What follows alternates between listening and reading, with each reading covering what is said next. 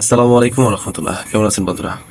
বন্ধুরা, আপনাদের মাঝে আমি আজকে এমন একটা সার্কুলার বিষয়ে আলোচনা করব যে তথ্যগুলি সবার জানা প্রয়োজন, যারা বাংলাদেশে আছে এবং যারা সৌদি আরব আছে বা অন্যান্য কান্ট্রিতে যারা আছে তাদেরও প্রয়োজন। কারণ আমাদের সৌদি আরবে আহ, এত পরিমাণ লোক যায় আমাদের বাংলাদেশ থেকে, দেখা গেছে ওইখানে প্রত্যেকের আত্মীয় স্বজন রিলেটিভ পরিচিত কেউ না কেউ সৌদি আরব আছে এবং কেউ না কেউ ঝামেলায়ও আছে, যার কারণে সবারই প্রয়োজন এই তথ্যগুলি।